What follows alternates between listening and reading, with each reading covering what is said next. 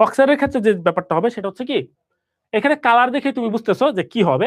যদি এরকম বলে যে হচ্ছে ধাতু, ওকে, ধাতুর অক্সাইড নরমালি হবে হচ্ছে ক্ষারধর্মী, ধাতুর অক্সাইড হবে নরমালি ক্ষারধর্মী। কিন্তু কোনো কারণে ধাতু, ধর হচ্ছে কোনো একটা ধাতু ক্ষারধর্মী হইতে পারলো না, তাহলে সে কি হবে? ধাতু হচ্ছে পাওয়ারফুল। তুমি মাথায় রাখবা, ধাতু যেহেতু পাওয়ারফুল, তাকে ক্ষার হইতে দেয় নাই, তখন সে কি করবে? সে পাওয়ার দেখাবে, মানে নেতা। ধাতু হচ্ছে নেতা, তো নেতার কি পাওয়ার কথা? ক্ষার নেওয়ার কথা, কিন্তু সে ক্ষার তারে আমি দেই নাই। তখন কি হবে? সে দলবল নিয়ে এসে বললো তুই আমার ক্ষার দেস নাই, তাহলে আমি সব নিয়ে যাব। তখন সে কি হবে? সে হয়ে যাবে উভধর্মী।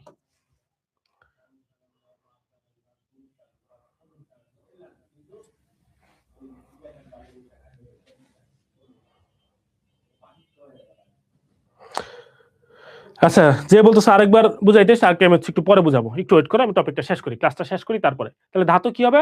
হয় ক্ষারধর্মী হবে, যদি কোনো কারণে ক্ষারধর্মী হইতে না পারে তাহলে সে কি হয়ে যাবে? উভধর্মী। এরপরে হচ্ছে পরেরটাতে, পরেরটাতে হচ্ছে অধাতু। অধাতু দুর্বল জিনিস, মনে করছো দুর্বল মানুষ।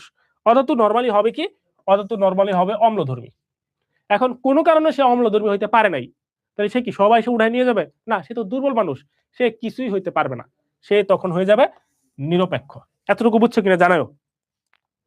এই যে দেখো ইউসুফ, বলো, আমি এখন কেউ বললে বলে যাচ্ছে ভাই কোশ্চেন করলে রাগ করেন, পানি যে মাঝামাঝি এটা বুঝবো কেমনে জিজ্ঞেস করতেছো? তাহলে পানি যে কেমনে মাঝামাঝি বুঝবা এটা আমি দেখাইছি না? মাত্রই তো দেখাইলাম যে পানি যে মাঝামাঝি কেমনে বুঝতে হবে।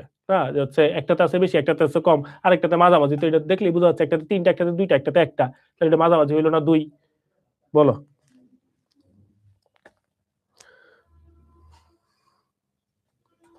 আর আরেকজন যেটা বলছে আরেকবার বুঝুন, সেটা আমি বুঝাবো, টেনশন নেওয়ার কোনো কারণে। বুঝছো এই জিনিসটা? তাহলে ধাতু হচ্ছে শক্তিশালী, সে নরমালি ক্ষারধর্মী হবে। যদি কোনো কারণে ক্ষারধর্মী না হতে পারে, সে সব উঠায় নিয়ে যাবে। সব নিয়ে যাওয়া মানে কি? সে উভধর্মী হয়ে যাবে। অধাতু হচ্ছে দুর্বল, অত যদি দুর্বল হয় সে নরমালি হয় অধাতুর অক্সাইড, হয় অম্লধর্মী।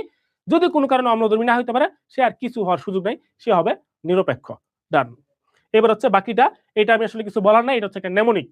তো নেমোনিক দিয়ে তুমি হচ্ছে পড়ে ফেলবা। এখন দেখো হচ্ছে আমি এখানে উভধর্মী আর নিরপেক্ষ দেওয়া আছে।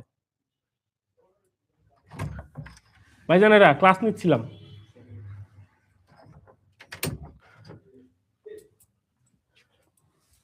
আমি কি বললাম এখানে? উভধর্মী আর নিরপেক্ষের কথা বলতেছি। কারণ কি, ক্ষারধর্মী যেগুলো আছে, ধাতুর অক্সাইড যদি হয় ক্ষারধর্মী, এটা তো আর কিছু বলার কিছু নাই। অধাতুর অক্সাইড যদি হয়, যেমন আমি বললাম কার্বন ডাইঅক্সাইড, কার্বন ডাইঅক্সাইড তুমি দেখতেছো এটা হচ্ছে অধাতুর অক্সাইড, এটা কি? অম্লধর্মী। এটা নিয়ে আমাদের কিছু বলার নাই। ঝামেলাটা কোন জায়গাতে লাগবে? ঝামেলাটাতে লাগবে হচ্ছে উভধর্মী আর নিরপেক্ষের মধ্যে। তাহলে তুমি জাস্ট হচ্ছে এই নামনিকটা পড়ে ফেলবা। ঠিক আছে? দেন ইয়াস, তুমি ইন্ডিয়া গেলে সোনা পাবেই পাবে, বললাম, ডান। এরপর হচ্ছে তুমি এটা নামনিক দিয়ে পড়ে ফেলবা। নিরপেক্ষ কে আছে? নিরপেক্ষ দিয়ে পড়ে ফেলবা। কয়েকটা পার অক্সাইডের কথা বলা আছে, এগুলো তুমি নামনিক দিয়ে পড়ে ফেলবা, কাহিনী শেষ। বুঝছো কিনা বলো।